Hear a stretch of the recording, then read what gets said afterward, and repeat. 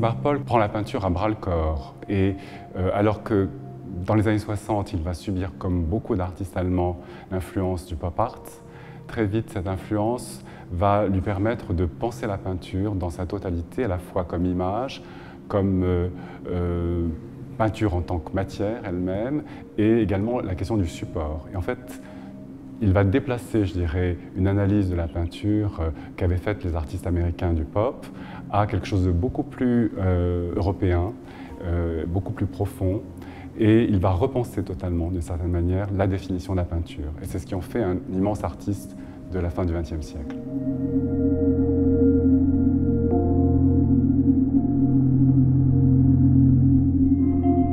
Polk viaggia spesso in Italia con la sua compagna Britta Zöllner negli anni '80. Visita Pompei e da lì verrà il colore rosso porpora che utilizzerà poi nei suoi quadri successivamente. Risale la penisola, va in Umbria, visita la Basilica di Assisi, vede gli affreschi di Giotto e poi va a Siena. E Siena sarà fonte di ispirazione principalmente del Duomo e da un famoso mosaico di Hermes Trismegisto che diventerà il soggetto principale del ciclo che presentiamo nella grande sala a Palazzo Grassi.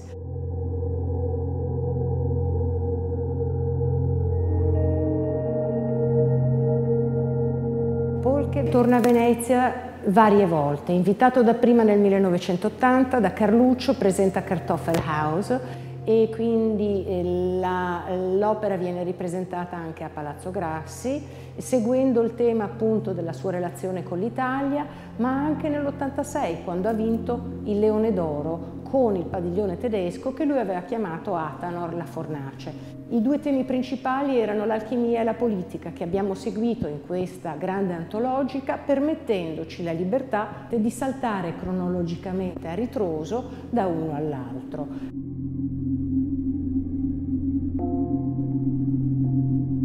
Les deux thèmes que nous avons développés dans l'exposition, à la fois l'alchimie et le politique, sont deux thèmes fondamentaux dans l'œuvre de Sigmar Polk.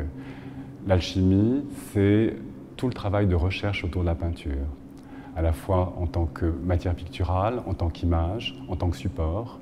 Et on pourrait dire que chez Polk, que l'alchimie des formes répond à l'alchimie du verbe chez Rimbaud.